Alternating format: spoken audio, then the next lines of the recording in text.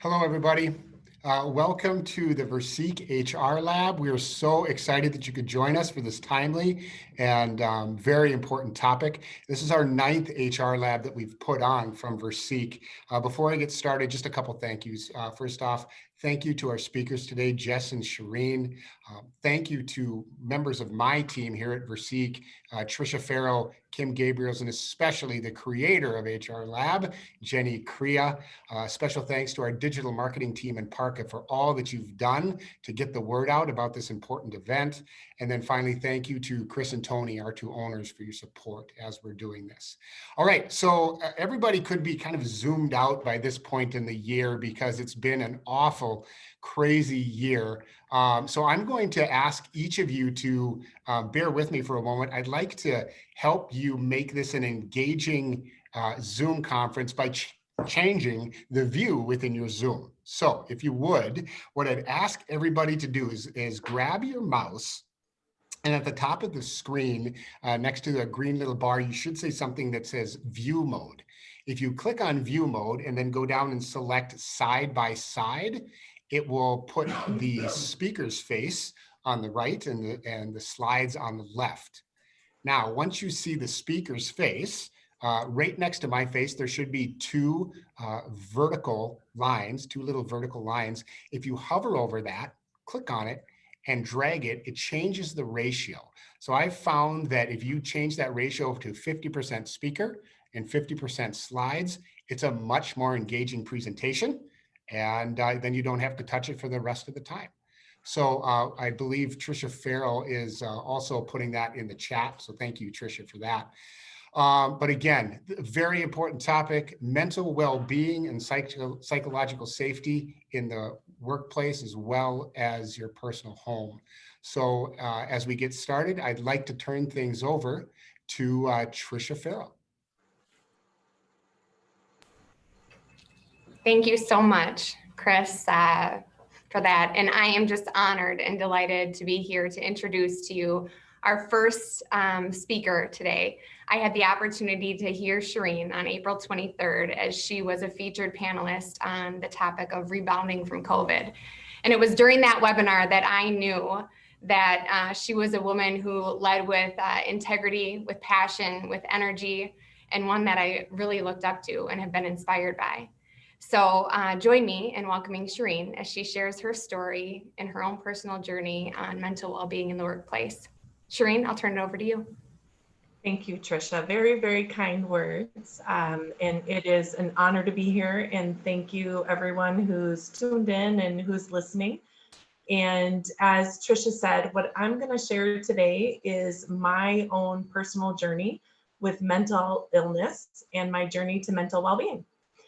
So as happens in many families, I and other members are given labels. So as the youngest of 4 kids, I was given the label of needing to be the easy one. So I worked tirelessly to live up to this label. I did all of my homework. I never got in trouble at school, and I participated obsessively in sports, which at times meant 4 or 5 teams in any given season.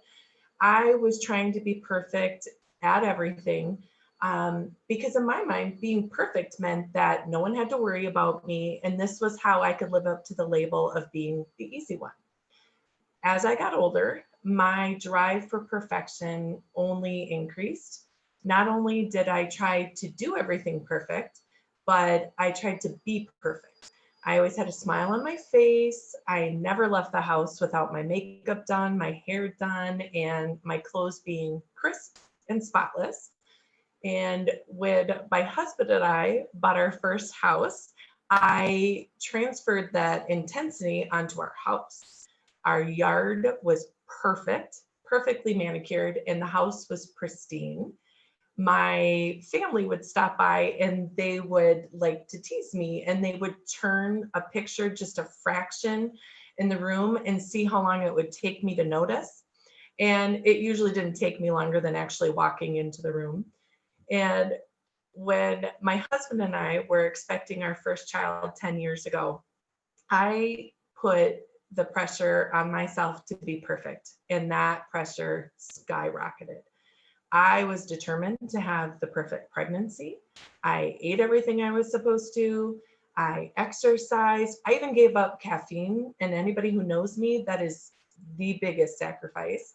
I read countless parenting books and I took classes, you name it, I did it.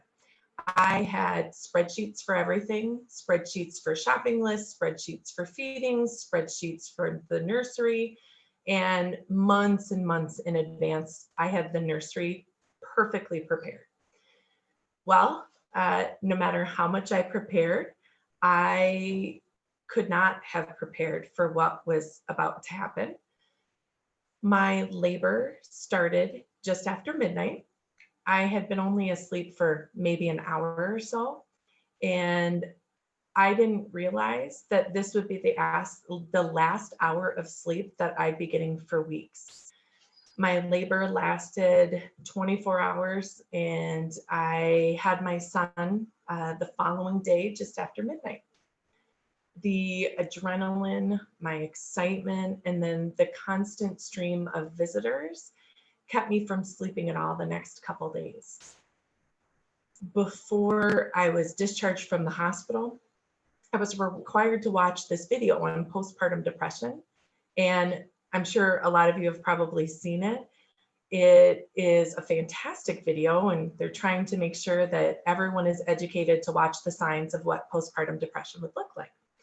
So this video depicted women lying in bed while their baby is lying next to them crying. It showed new moms that, didn't shower, they didn't get dressed, and they just didn't have any interest or passion about doing anything. Because I always had to be the perfect student, I watched the video, I made mental notes, and then I checked the box on my discharge to-do list. When we got home and we walked in our house for the first time, I recall feeling really alone. We were no longer surrounded by the doctors and the nurses that in my mind were the experts and had been the safety net the last couple days. And it was just me and my husband and this little tiny human. And as evening approached, I remember feeling really scared. And I'm sure many of you can relate to that as new parents. So the next few days were a blur of feedings and crying and restlessness. I had been told by countless experienced moms that you have to sleep when the baby sleeps. So if the baby naps, you nap. So every time the baby would fall asleep, I'd go lay down and try to fall asleep. I would last 5, maybe 10 minutes before I'd fly out of bed, and then I would check the baby, I'd run around the house, I'd clean, I'd do laundry, whatever I decided in that moment needed to be done. Nighttime was even worse. I would lay in bed peering into the bassinet all night. I would check how well had I swaddled him. What if the blanket came a little bit loose? Would he suffocate? What if he inched over to the side of the bassinet? Could he still breathe? What if that hat kind of moved a little bit and got over his mouth or his nose? And all night, these horrifying images played in my mind. All I could think about and see was suffocating and strangulation and SIDS and everything I'd ever read about it.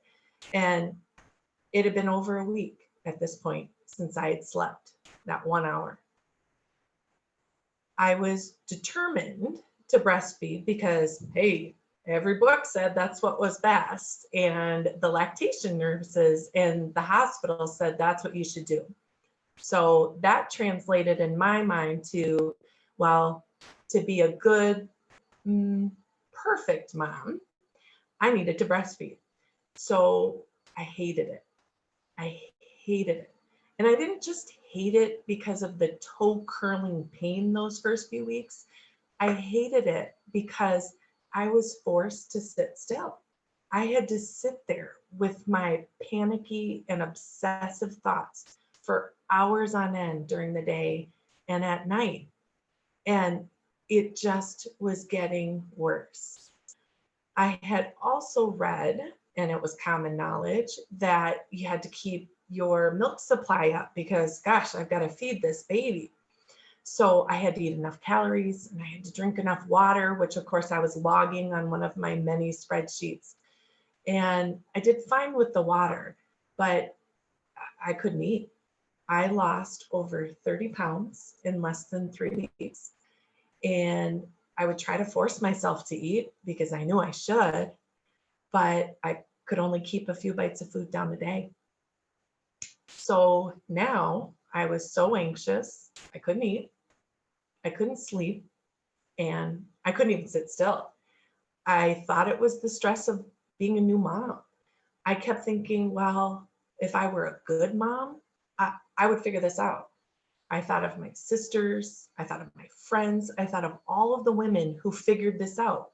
What was wrong with me?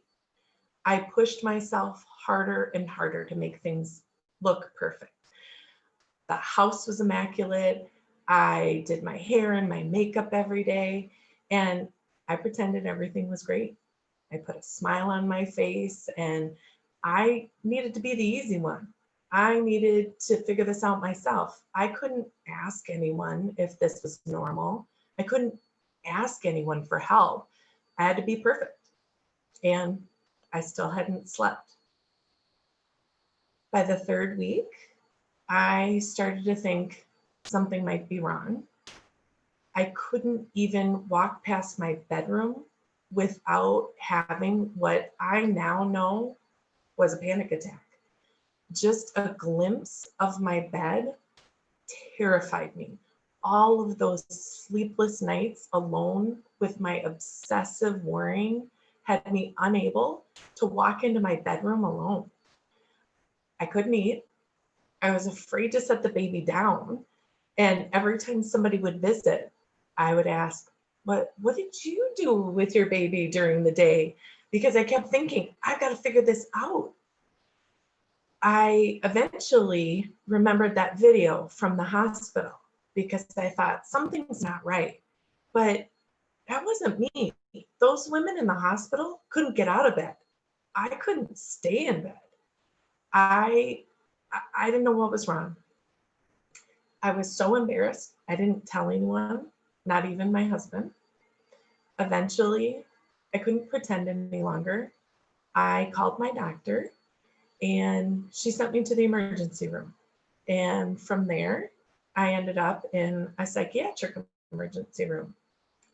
As we sat there in this triage room in the ER, all I could think about was how I had failed everyone, not only as a mom, but as a wife. And I was no longer the easy one. My husband was sitting there in the ER with his newborn baby and his wife. And he had no idea what had led up to this point. I hadn't shared it with him. And so he heard for the first time all of the details of what I had been struggling with and going through those last 3 weeks as it tumbled out of me. So I was diagnosed with severe postpartum anxiety. The ER doctor gave me 2 options. One was to be admitted to the hospital for treatment, which was what he recommended, without my son, or to go home and white knuckle it. Well, leaving my baby was not an option. So we went home. It was the hardest thing I have ever done and ever been through, but with the help of my husband, my 2 closest confidants, and medication and a therapist, I survived the crisis. But I was left with significant emotional scars and shame. I didn't share this struggle with anyone. I was still too embarrassed. I spent my first year as a new mom trying to figure out what kind of mom I was, trying to get some kind of balance back, and trying to get to a point where I didn't need the medication and I didn't need therapy anymore because somehow That meant getting back to being the easy one, not the one that had lost it all. So when my son turned 1, I was feeling better and I declared myself better. I started the process of getting off of the anxiety medication and I stopped therapy. And I now had both subjective and objective proof of the fact that I was better. I put my mental illness in my rear view mirror, and it was something I didn't need to worry about anymore. Certainly, the 3 people that knew about it didn't need to worry about it anymore, and nobody needed to talk about it again. So my husband and I, we were together 20 years before having kids, so we had everything planned out. No surprise, I probably had it on a spreadsheet. My husband and I had always hoped to have 2 children. Well, after my first experience with postpartum, I not only didn't want a second child, I was terrified because I had read that postpartum can get worse each time. And I was so scared and scarred that anytime my husband brought up the topic, I absolutely lost it. I couldn't have a rational discussion with him about it. I, of course, once again, felt like a colossal failure. I was riddled with guilt for letting my husband down. I felt awful that I wasn't giving my son a sibling. So finally, the guilt got the better of me, and I went back to a therapist. And I found a counselor who helped me think through and talk through whether having another child was right for me and whether it was right for my family. And thankfully, we decided we were going to try, and we were fortunate enough to get pregnant. It was during the second trimester of my second pregnancy that I started having a lot of trouble sleeping again. A lot more trouble than I should have been having in my second trimester. I was on a flight for work and I had a full-blown panic attack. And I realized it was happening all over again. And I decided I would call my doctor right away this time. And we put a plan in place. But once again, I didn't tell anyone. I kept it to myself because I needed to be the easy one. And thanks to the early intervention by my doctor, I avoided repeating what happened the first time. And I was fortunate to experience what I can only assume was a more typical post-childbirth experience, if there is really any such thing. And it wasn't until just a couple years ago that I actually began to open up and share my story. I was having a one-on-one with a colleague. She was sitting in my office and she was a new mom and she was really struggling. And she was struggling over the new responsibilities and how to juggle being a full-time worker and a mom and a wife and a friend and all of those roles that she now needed to play. And she broke down and she started crying. And after a little while, she looked up at me and she said, "You must think I'm such a disaster. You always have it so together." And I was stunned. I was taken aback because I realized I was pretending everything was perfect again. So right then and there, I shared my story. I shared this story for the first time. And I wanted her to know that we all have challenges, and what she was feeling and experiencing wasn't wrong. And it didn't mean she was a disaster. It meant she was human. And I went back to counseling, and my counselor helped me realize that I had been living with anxiety my entire life. I didn't realize that all of those years of waking up in the middle of the night panicked and sleeping less than 4 or 5 hours of sleep because I couldn't turn my brain off weren't normal. And she also helped me realize that I can be better and that I'm going to accept that right now, medication makes me feel better. It makes me happier. And I've quit trying to get better. And I'm happy to continue to take my anxiety medication. Um, and I'll tell you, like, since then, I've been trying to share my story. This is certainly the largest audience and the first public forum I've shared the whole story. It isn't easy, but I wish I could say that I no longer have the shame or the embarrassment, but it isn't true.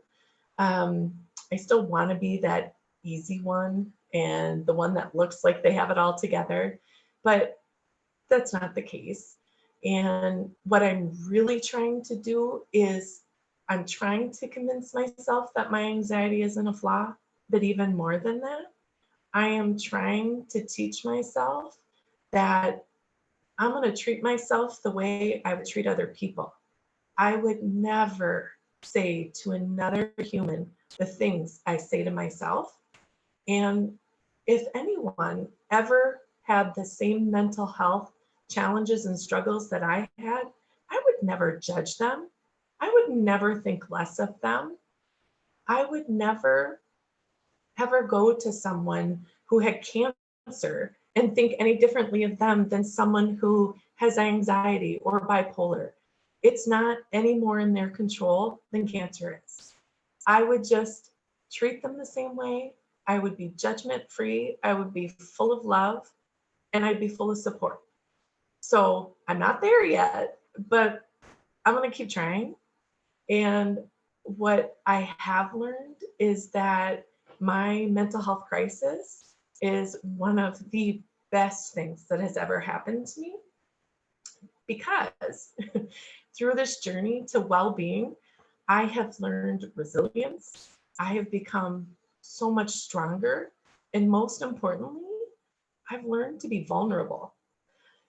And 2 years ago, I was diagnosed with breast cancer.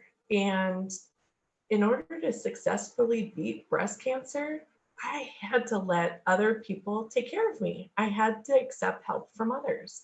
I had to be the difficult one. I had to be the needy one. And everything that I learned through my mental health journey prepared me for that moment. And those lessons I have been using since this crazy year started. So here's what I've learned from my journey that I've been using this year that I want to share with you, and what I've been using as an HR leader, dealing with the pandemic, dealing with the work demands for me, the family demands, the distance learning, the exhaustion, the burnout, and the juggling more than anything I've ever juggled in my life. I've said it before during this pandemic, but people talk about what they've been binging and what they've been, doing with all their free time. I've never been busier. So here's what I've learned. First and foremost, admit and acknowledge this is so hard, and talk to others about it. Talk to them about the challenges you're having. Ask them about their challenges, because if we talk about it, we take some of that power away from the problem. Second, there are going to be okay days and there are going to be really hard days. And the best we can do is just take it one day at a time. Third, I can't do this alone. I need my husband. I need my family, my friends, my colleagues, and your employees do too. And help them find what some more support means to them. Fourth, and this is a big one, there is no playbook for this. There was no playbook for my postpartum. There's no playbook for this pandemic. No one has the right answers. Don't try to find them. The best we can do is to just do the next right thing. 6, I know I will get through this. I've been through far worse, and I'm going to pull anyone I can along with me. And lastly, no one is perfect. Please don't put them on a pedestal. The people I admire and respect the most are vulnerable, genuine, authentic, and human. So thank you for listening, and thank you for letting me share my story. Thank you so much, Shireen. I know I can speak on behalf of the Versique team as well as anyone who's tuning in. Just your vulnerability, you being vocal in this space and being willing to share your story and your journey is truly inspiring so many, including myself. And I know that we just all feel so important, the importance of reducing the stigma when it comes to mental well-being and helping normalize this. And so your story is touching so many people's lives, and we just thank you so much for being a part of this. You're inspiring a lot of people. Thank you. I'm excited to bring to you our next speaker, but before I do, I just want to give everyone a quick reminder in that you decided to take that first step today, or maybe it's multiple steps, in registering for this HR lab on mental health and well-being. And we all have things pulling at us, vying for our attention in a variety of different areas. But I hope that you are truly tuning in, setting those things aside, and getting the most out of this webinar. Because as Shireen shared, just truly an inspirational story, what you're going to hear next is a story of impact, of passion, another individual who's extremely passionate about the space of mental health and well-being. Someone who I actually stumbled upon his podcast on my own journey on focusing on my mindset during these times, and reached out and met with him. And his name is Jess Elmquist. He's the Chief Learning Officer and Executive Vice President for Lifetime Fitness. And he has a lot to share with us today. And so with that, I'm going to pass the mic over to Jess. Thank you so much, Tricia. And what I'm going to do is I'm going to share my screen.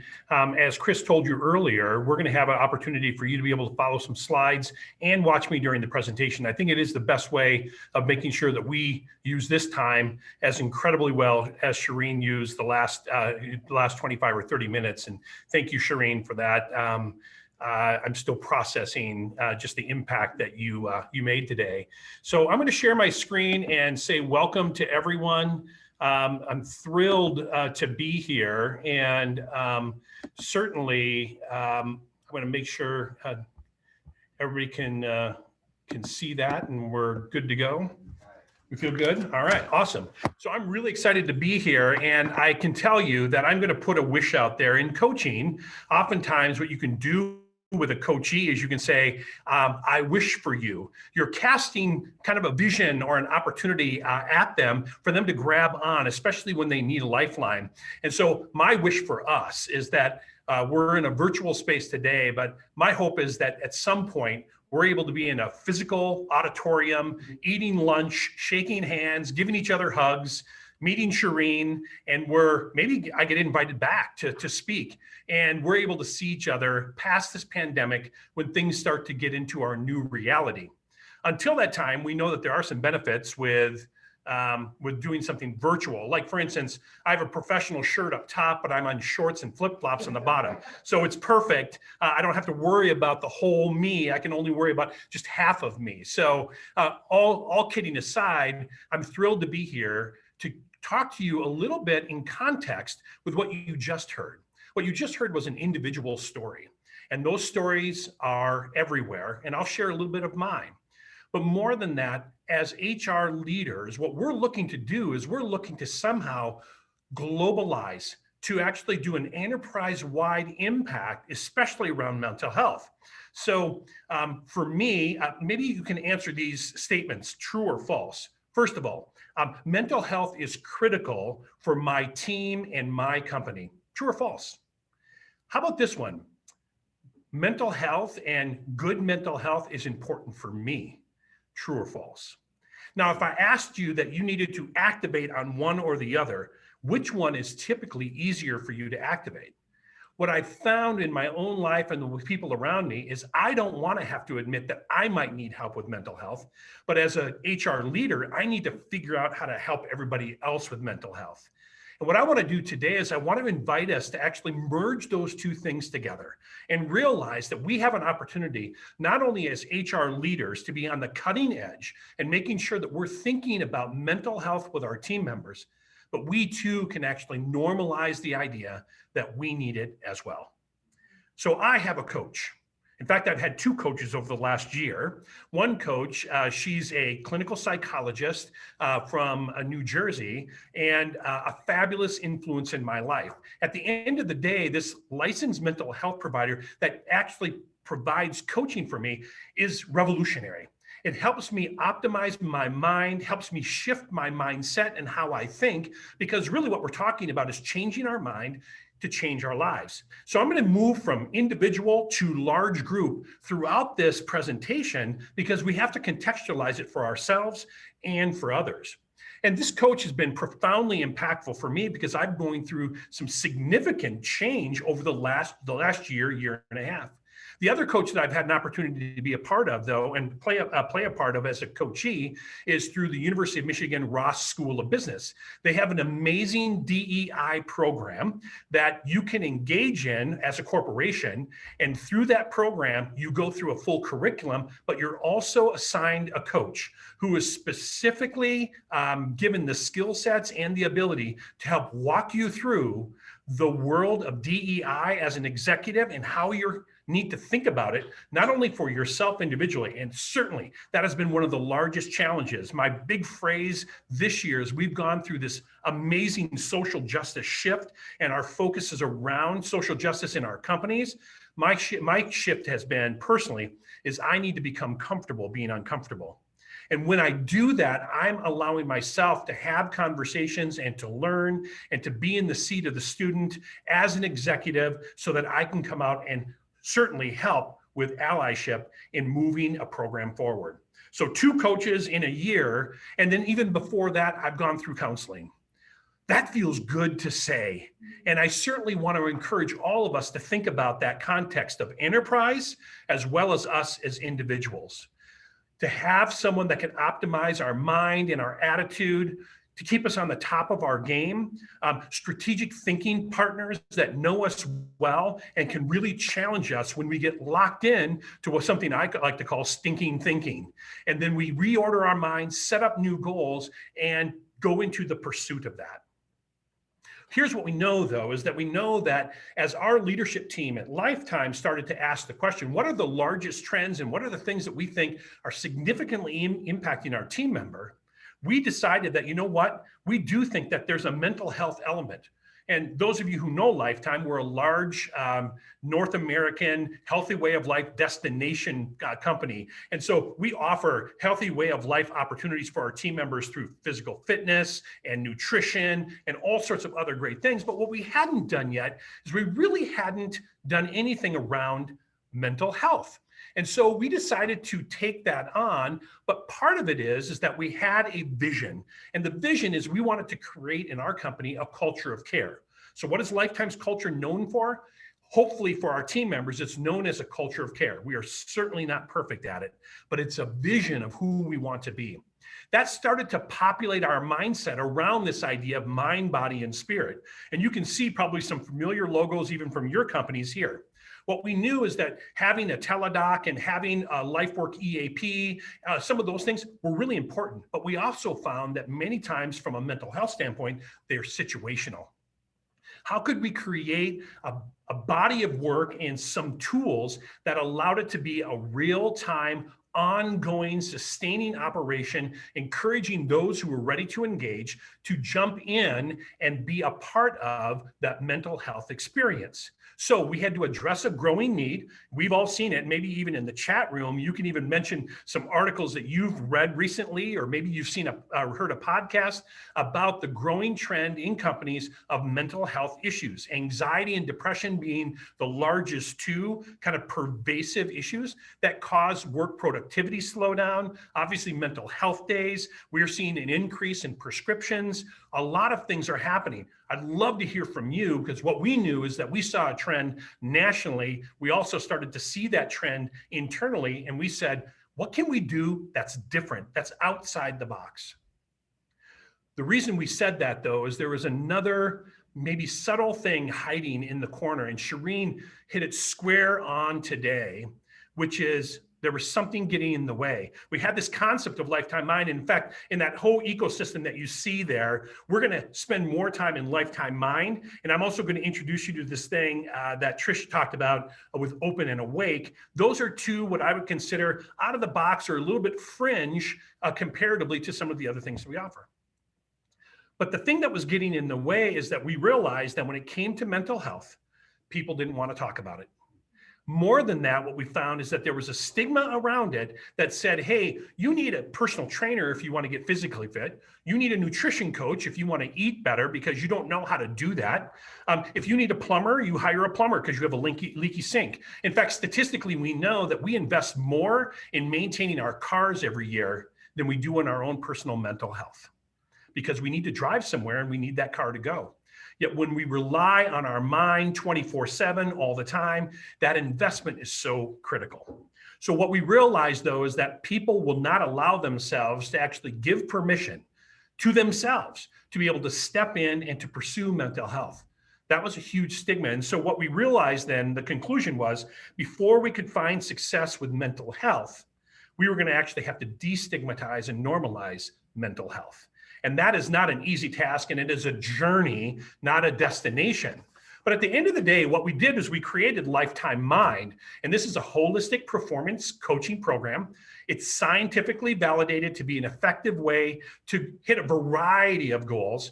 And think about this. This is really one of the magic bullets here is it's for professional and personal goals aimed at performance, enhancement, and greater well-being. Who doesn't want that? Who doesn't want performance enhancement and greater well-being? What we found is that when we were talking to our professionals and our team members at Lifetime and said, hey, we're introducing Lifetime Mind. And then we say, have you had a hard time getting motivated? Are you having a hard time breaking through? Are you having a hard time staying focused? Are you having a hard time planning or preparing to speak to your leader when you have to come in a one-on-one and present them with critical information? Are you clamming up? Are you shutting down? If you feel like your brain goes into a brain fog, then Lifetime Mind is for you. This is a professional coaching, performance coaching program. When we started to framework this into that idea, that was the breakthrough. So as we move forward, we're in about year 3 right now of this program. And what we found is we found a steady growing funnel of people that are hearing about Lifetime Mind and saying, I need some help in regulating my thinking. I need some help in shifting my thoughts so that I can be more empowered and more successful here at work. And we started to see it grow. Through the pandemic over the last 9 or 10 months, as many of you might know if you're local, Lifetime has been impacted in a pretty significant way nationally. Health clubs have been shut down for long periods of time, which has caused massive duress on our team member population, both economically, psychologically, the isolation. Our people love to be with people, so it's been tough. And what we found is that Lifetime Mind, through this pandemic and even the economic turndown, as we've had to do some really hard decisions economically, like a lot of companies, this has been relatively pandemic and recession proof. The Lifetime Mind program has actually grown through this because people, through large catastrophes like the pandemic, they find that they're more willing to ask for help, which has been one of those silver linings around it. So what we want to do then with our Lifetime Mind program is that we want to help people reframe their mind, reframe mental health, building a proprietary program with solid mental health professionals inside coaching using proprietary coaching methodologies. And that was the breakthrough. As you can see on the left-hand side of the screen, we had a 3-step program and process: Mind Ready, Mind Set, and Mind Go. Mind Ready is that onboarding. What are you here for? Help us understand what's already inside of you. And our coaches would interact and build a plan and help that person start to work through the process. Mindset then becomes the coaching sessions themselves, where now the plan is starting to work and the coaches are starting to give people those mind shifting exercises to allow them to not only change when they're in the coaching room, but to literally live the change out in their real world. And then Mind Go is finally at the end. There is a bit of a rite of passage, and then there is a launch with a plan that our team members can go through. The great news is there are so many phenomenal outcomes. Some of the big ones, the big 8, I'll call them, is one is around motivation. One's about clarity. Clarity, that's the one I'm locking into right now. I love that one. That's a key for me. Relaxation is a big one with a driving corporate office like we have and a company like we have. So we need people to be able to figure out how to unplug and be able to recharge. Food and mood, we have a boost, which is uplift your mood and enhance your outlook. And then finally, you can customize based on need. And that's where our great licensed professional coaches really come in handy, because they are not only great coaches, but they can customize because they've had that experience and they're our team members. And so because of that, they know our culture really well. So that's the Lifetime Mind method, and it really has made a huge impact. It was that was the piece that really broke through the stigma to help us start to normalize and destigmatize mental health. And what we found was, as we started to survey participants, we found some amazing things. Take a look at these statistics. I'll just go through a couple. The first two, I think, are really compelling.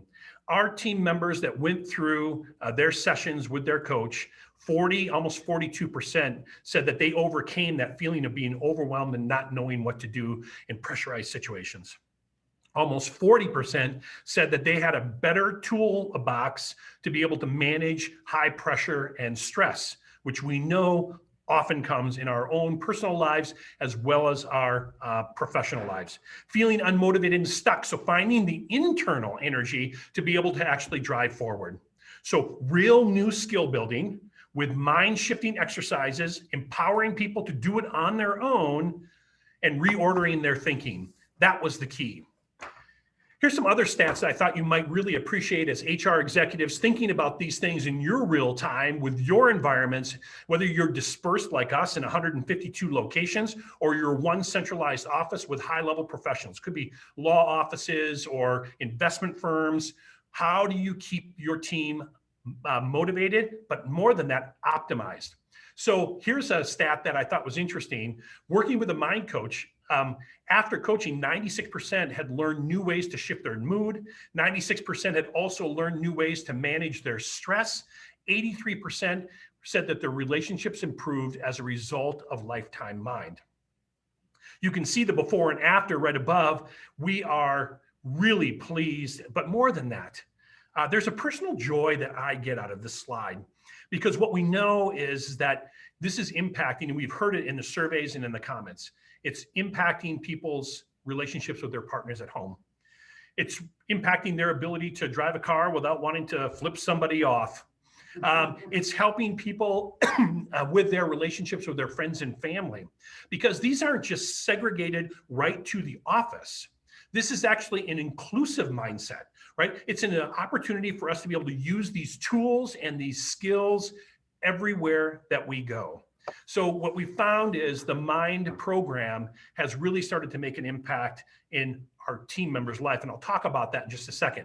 I also wanted to, though, give you an impression of how Lifetime is looking at this right now, too. So as a result of the Lifetime Mind program, how many of these things are ringing true? 88% of our team members that are participating, and we'll talk about how many that is in just a minute, can handle work stress better. There it is again. It's coming at it a little bit of a different way. On an enterprise level, we're seeing that a lot of our leaders and team members that are involved in this are handling stress, which are one of the primary drivers of anxiety, right? Getting ready for that big thing. Whether that big thing is small or big, to me, if it's big, it's big. I have more appreciation for Lifetime as a company. Remember, one of our vision was to be seen as a company with a culture of care. So we want to exude that, not just in words. And culture of care is a dangerous title because you can fail in so many ways. But this is certainly one way where people are looking at lifetime and saying, I feel better about the company because of this investment and how I've been able to think about my role. I'm more optimistic about my career. I have better relationships with my coworkers, and it goes on. And the stats and the percentages we feel incredibly good about. As I mentioned to you earlier, though, I could almost say that besides being a culture of care, Lifetime also wants to work on destigmatizing and normalizing mental health. And certainly what we found is, as I told you earlier, and what you probably find in your own work at your companies, is that many of our team members would never in a million years mention that they needed to reorder their thinking. And what we're finding now, 3 years in, is that we have so many non-anonymous, right? They are public testimonials of people that are saying on national calls, hey, my lifetime mind coach and I were just talking the other day, and this is how I'm addressing this problem now. We have general managers who run our clubs, and then they have department managers that report into them. And there are many general managers who have gone through a year of coaching, and then they've encouraged their department managers to go through, and now their whole team has been optimized. And the way they've reported out on is, Jess, what we're finding is that we've normalized the conversation about making sure that everybody's mentally okay in our big meetings. Number one. Number two, we have a common language that we're able to use around optimizing people. And then number three, my team is just happier. And isn't that our goal as we manage our own teams and lead our people through either difficult times like we face right now, or what, let's just say normally difficult times? What we really want is people to feel more well-rounded, purposed, and happier. So we're really excited about that. Just recently, I was on a national call with many of our field leaders, and I reminded them that Lifetime Mind was a formula for teams to get involved and find a common language. And so I spent about 15 minutes just reminding them of what's happening and used a couple of the testimonials of our leaders. The next week, we had 40 new appointments, 40, just reminding people that it was there and it was there for them. And it's part of their benefit, and so they can engage. Here's the good news, though, is that I can say today that we are on the path of destigmatizing and normalizing mental health at Lifetime. And certainly that's one of our goals as we move along. In that time, then, we also knew that we were faced with some just unprecedented challenges with our club close down and furloughing a majority of our team members. And as Tricia mentioned, she had run across my podcast, Open and Awake. And my podcast is available to anyone. You can download it in any of the places you listen to podcasts. And but we built it primarily to get to our team members that have been furloughed. So they were locked out of the normal internal communication system of Lifetime. But during the pandemic, what we knew is that they needed to be able to hold on to voices that they knew. They needed to know that Lifetime remembered them. And more than that, we needed to make sure that they continued to get solid insights on how to balance their mind, not only so that they could get through their day-to-day as they were waiting to come back to work, but that they were prepared to come back to work. Because when we reopened our clubs, it sometimes happened incredibly abruptly, very quickly, and our teams had to spin and move on a dime. So we started something called Open and Awake, a little different. You can see some of the titles there of processing change, staying present in uncertain times. Sound a little familiar right now. The power of mindset. I have 3 new podcasts coming out that are specifically going to be tied into lessons through our national leadership huddles that we do every Thursday in our clubs. We're going to tie these in, but they're also just going to be available on Open and Awake. One of them is, they're all on resiliency, and one is on being a stable leader in unstable times, how to stabilize your current team, and then stabilizing yourself. And so we're using Open and Awake. And what I would tell you, after the thousands and thousands of downloads that I've seen happen just in the few short months, we know that it's making an impact. And the feedback that I'm getting in the testimonials, here's again, the blessing. This goes back to Shireen telling her own personal story. I tell some stories in my podcast as well. And I've had many team members come back and say, hey, I've shared this with my son or daughter at home. And they've called and said, who is this crazy guy? He's great. I want to hear more of his podcast, which is awesome. But more than that, it's the trickle down, right? It's that whole idea of, what's the most important thing that we can do in the moment that we're given. And what we know, and who's the most important one, what we know is the most important one is the people that we're with. Whether I'm with myself, I need to honor myself, or I'm with others, I need to know that they're the most important thing. The second thing that we need to know as HR executives, and I think about when I do Open and Awake, and I think our team members feel that, is what's the most important time? That time is now. So can we be present in this moment, take it in, understand the message? And certainly we're seeing that with Lifetime Mind. And then the most important thing to do is to do good. And what we see is the trickle-down effect of Lifetime Mind in our organization is that we're not building the culture of care. Our team members are building the culture of care. So as we think about different ways as HR leaders that we can do maybe something out of the box, something a little bit non-traditional, what I would encourage you to do is think about that. That's what we did. We did some pie in the sky thinking, resourced it, found great professionals that could help us build something proprietary that could work for Lifetime, and I think can work for a lot of other organizations. But what we need to know is that we need to know that something that can be effective. And I know that's what Versique is all about. And that's why they've been doing these great programs and keeping them going through this pandemic and a lot of the disruption that we've had, which I think is so valuable. But we found that this program is starting to check the box. Again, not perfect. It is solid and it is making a huge impact. So our goal when we started the program is we'd like to see 5% of our benefited team members take advantage of Lifetime Mind. Just 5%. We thought that that would be a absolute blow away success.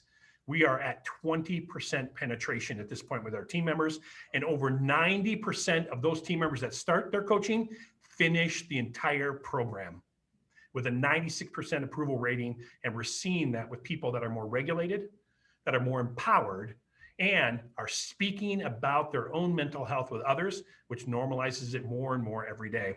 So that's my encouragement to you. I hope that those two tactical examples of our vision around being a culture of care, but more than that, really addressing mental health, were informative for you. And certainly, here's what I tell you, in 20 minutes, it's really hard to give you the full picture. If you ever would want to have a conversation as an HR executive to another HR executive or director, or whoever you are, if you're interested, I would love to talk to you about this. This is a passion area of mine for me personally, as I've taken that same journey, dealing with some of the anxiety and stresses and performance things I've had to deal with.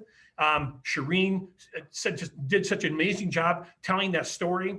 I'm passionate about this, and I certainly hope that this ignites a passion in you if it's not there yet, and that you're able to see that there is something that can be done. So thanks very much for your time. At this point, I'm going to share my screen back with Chris, and I'll give it back to you. Thank you, Jess. That was amazing. You know, there's a couple things in there that I really took away. Those 3 questions about when's the most important time and is now, and what's the most important thing to do? It's to do good. And Shireen, thank you for your honest and vulnerable comments. So we really, really do appreciate that. And Shireen's #1 tip is admit that this is hard, right? And so I really appreciate the transparency that everybody's gone through here to help recognize that, right? To help recognize that this is really hard. So what I'd like to do now is we're going to go into gallery view. So hopefully you guys can see all of the speakers involved here. And we have had some wonderful comments over chat, you guys, for Jess and Shireen. Just a lot of gratefulness to you all for your words. But from a question standpoint, we have a couple questions that we'd like to hear from you. And Shireen, I will start with you first. Your story was very personal, and I know that you walked through our points 1 through 9 as to what we can focus on. But what have you done personally now today as an HR leader within your own life to prioritize your own mental health and well-being, both as Shireen outside of work and Shireen inside of work? Yeah, and Jess, that was fantastic. So thank you. I have lots of things I'm going to steal or leverage or whatever the right word is.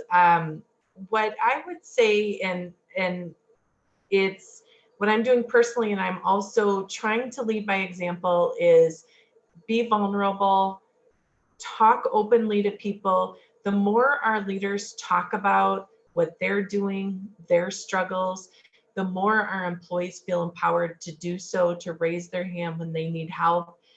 For me personally, I struggled when this pandemic hit to maintain my work-life boundaries. I was working constantly, as so many of us in HR were. And so I've tried to put those hard boundaries back in place, which means walking away from my office, closing my workspace, and physically leaving it. It means not checking my work email obsessively at night. People know how to get a hold of me. If they need to call because it's a true emergency, they'll call. But to walk away and model for my employees as well as my family what boundaries look like, and that I'm going to be protective of my time and my time outside of work. Jess, how about you?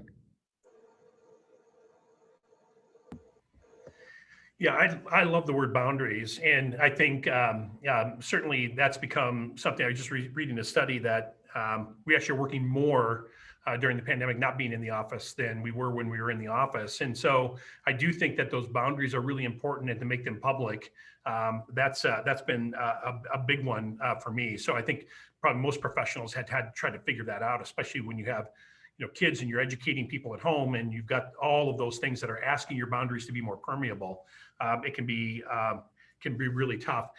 One of the things that we encourage at Lifetime Mind that I've taken on myself is that we have a meditation program, and that's something that I'm participating in as well. In fact, on the way here today to speak, I meditated in the car. I didn't have my eyes closed, but spent some time really focusing to make sure that my head and heart were right coming in.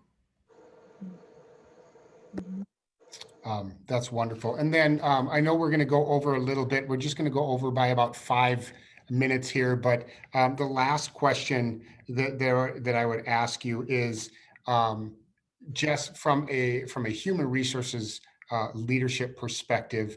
Lifetime Mind is obviously a something that's been very impressive on this call. But what's a prominent trend that you've seen maybe as you're continuing to talk to peers that leaders are implementing to address mental well-being and psychological safety? I'll keep it brief. I know that we're running short on time, but what I would say is, when we think about the culture of care, I'd globalize that and say, I think empathetic companies are winning right now, making decisions to build their brand with their team, making team-oriented decisions first, maybe not financial decisions first.